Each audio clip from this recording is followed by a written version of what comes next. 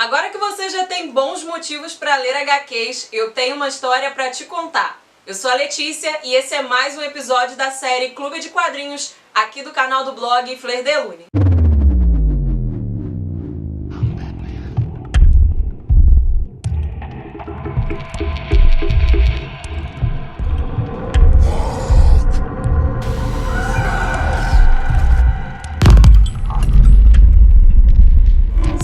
Chegando por aqui agora, o Clube de Quadrinhos é uma série de vídeos onde eu falo um pouco sobre as histórias em quadrinhos, personagens marcantes, curiosidades e onde eu tento te incentivar a ler esse tipo de obra. E nesse episódio nós vamos falar um pouco sobre a origem das histórias em quadrinhos norte-americanas, que são as mais populares, seguidas de pertinho pelas orientais, que são os mangás. Vem comigo! Will Eisner define as histórias em quadrinhos como uma espécie de arte sequencial. E para alguns pesquisadores ela teria surgido ainda na pré-história, já que as inscrições que os nossos antepassados deixavam nas cavernas pode ser considerada aí um dos primeiros registros desse tipo de obra. Mas considera-se que a origem do modelo de quadrinhos moderno teve início em 1895, quando Richard Felton criou para o New York World a série de tiras The Yellow Kid. As histórias do personagem que dava nome à tira eram publicadas semanalmente no suplemento de domingo, o American Humorist, e logo se tornaram a maior atração do jornal. Acredita-se que o personagem Yellow Kid fez tanto sucesso principalmente pelo fato das tiras serem publicadas em cores, mas não se pode negar que ele abriu as portas para outras publicações do gênero. Tanto que em 1897 o cartunista alemão naturalizado norte-americano Rudolf Dirks criou os personagens The Katzenjammer Kids, adaptando o modelo de tira já existente e reformulando a narrativa. Ele foi o primeiro cartunista a utilizar balões para representar os diálogos dos personagens, e é um dos principais responsáveis por conceitos que são utilizados nas histórias até hoje. Com a popularização das comic strips, as tiras de quadrinhos, começaram a surgir várias agências de distribuição desse tipo de material, e nas primeiras décadas do século XX, as tiras eram essencialmente de humor ou caricaturas. Essas agências eram chamadas de syndicates, e a primeira delas, a International News Service, foi criada em 1912. Os desenhistas eram contratados para a produção de uma série de tiras de quadrinhos e elas eram enviadas para os jornais que possuíam contratos com a agência. E dessa forma, as mesmas tiras eram publicadas em inúmeros jornais e revistas. O sucesso dessas tiras nos segmentos dominicais dos jornais norte-americanos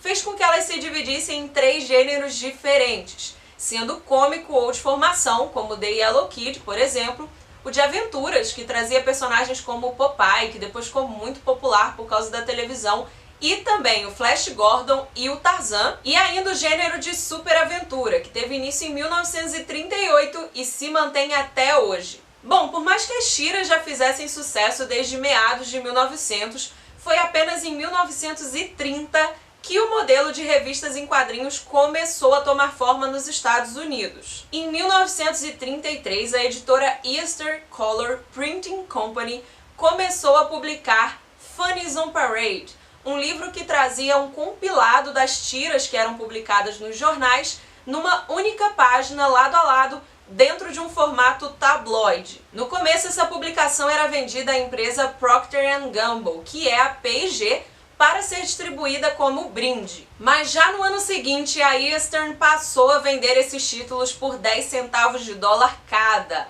o que fez com que a empresa passasse a arrecadar cerca de $30 mil por mês. E com todo esse sucesso, outras editoras passaram a investir na proposta e a publicar as tiras de jornais de uma forma recondicionada. E ainda em 1934 foi publicada a New Fun, uma publicação em preto e branco que é considerada a primeira revista em quadrinhos só de conteúdo inédito. A partir daí o formato se tornou tão promissor que em 1937 começaram a funcionar os primeiros serviços de produção editorial com uma linha similar à da indústria de vestuário. Era uma linha de produção onde os roteiristas criavam os roteiros, passavam para os ilustradores já veteranos ou recém-graduados e eles repartiam a ação em uma série de quadros simples. Depois eles elaboravam os desenhos a lápis, davam forma aos cenários, adornavam com nanquim, inseriam os diálogos e definiam as cores a serem seguidas pela gráfica. Nessa época, apesar do sucesso, ainda não era um mercado muito rentável,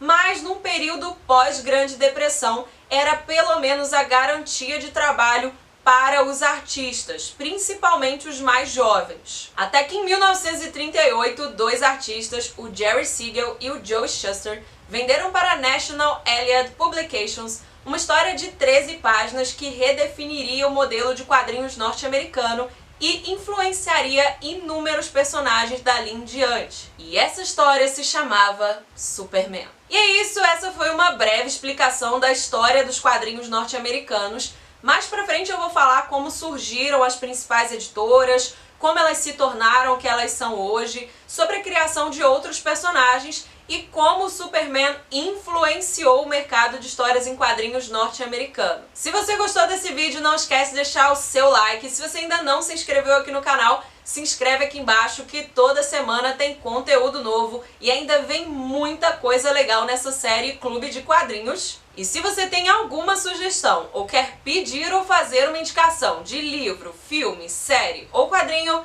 deixa aqui nos comentários. Tchau!